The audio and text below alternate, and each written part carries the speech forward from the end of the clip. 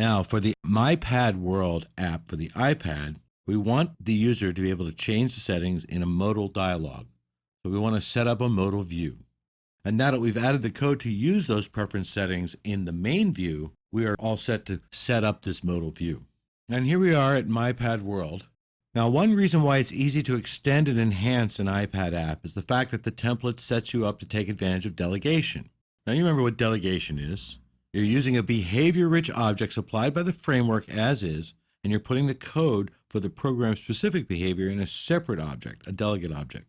You're basically using delegation to get the framework object to do the work for you. Now, we're going to use delegation to create the modal view, which is a child window, pretty much like a dialog in Mac OS X that appears on top of the parent window. And it requires the user to interact with it before returning to the parent window. Now, this modal dialog will appear when the user taps the light info button. Now, as you recall, in our main view controller, MyPad World View Controller implementation file, if you click on here, you see that we have the controls section that we put in. We put in a placeholder for the settings method. So this is the method that we will connect to the light info button. It's an action method using the IB action qualifier. We will use Interface Builder to specify that when the user taps the light info button, the target is the MyPad World View Controller object, and the method to invoke is this one, settings. And this is yet another example of the target action pattern. And of course, in the settings, the idea is to enable the user to enter his or her own words for the following words animation, as well as change the speed of the animation. For these functions to work, we need to enable the app to save data entered by a user for the next time he or she fires up the app. Now, we recently added code that uses these preference settings in the app to animate the view. But now we find out how to save data entered by the user using a modal controller that displays a view, a modal view. And so we're going to end up creating another view controller and use the inherited methods of the UI view controller superclass to implement the modal view that the user can use to enter text and change the animation speed. Because we've encapsulated the details of how to set the following words and speed, it's a piece of cake to add code for setting and saving user preference settings. Now, you've encountered modal views before. Whenever you had to click OK in a dialog to allow Mac OS X or an application workflow to continue. A modal view provides self-contained functionality in the context of the current task or workflow. Think of it as a child window that requires the user to interact with it before returning to the parent window. As you can see, Flipboard uses a modal view for its settings. And you have to actually tap the Done button, just as you would on a flip side view in the iPhone app. You actually have to tap the Done button to get back to the main window. A modal view interrupts the workflow, but if the context shift is clear and temporary, like it is here, so that the user doesn't lose sight of the main task, a modal view can be the most agreeable way to offer the ability to change these kinds of settings. As a design goal, you keep your tasks in a modal view fairly short and narrowly focused. You don't want your users to experience a modal view as a mini application within your app. So you want to avoid creating a modal task that involves a hierarchy of modal views, because people can get lost and forget how to retrace their steps.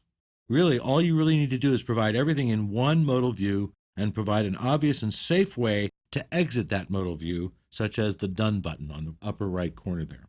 And my goal with MyPad World is to display a modal view over the animated view when the user taps the light info button.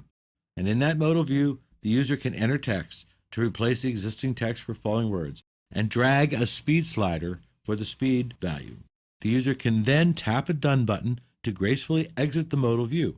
We're going to add these interface elements to the modal view using, you guessed it, Interface Builder. But first, we need to create a new view controller for the modal view, which we're going to call Settings View Controller. A modal view, just like the animated main view, is accessed by a subclass of UI View Controller. Here we are back at the MyPad World app, and what we want to do is select MyPad World, the group that contains all of the header and implementation files, and we're going to create a new view controller. So in order to do that, we've selected this and we choose File, New, New File. The Choose a Template dialog appears, which always happens when you choose New File. We want to choose Cocoa Touch on the left side here under the iOS heading. So we'll select UI View Controller subclass, which is what we want to select to create a new view controller. As you can see, it tells us what it is, an Objective-C class, which is a subclass of UI View Controller with a header file which includes a UI kit header and an optional XIB interface file. So now we click the Next button. In the subclass of pop-up menu, we're going to keep it set to UI View Controller because we're creating a subclass of it. We are targeting it for the iPad, and we're going to now include the XIB for the user interface, the nib file. That way, the nib file is created along with the view controller file. So we click Next, and now we get to name that class, that subclass. And we've decided to call it Settings View Controller. It already has a .m for the method implementation file, and it's going to create the .h header file for us. It's going to be placed in the group MyPad World, and it's going to be added to the target MyPad World. So we click Save.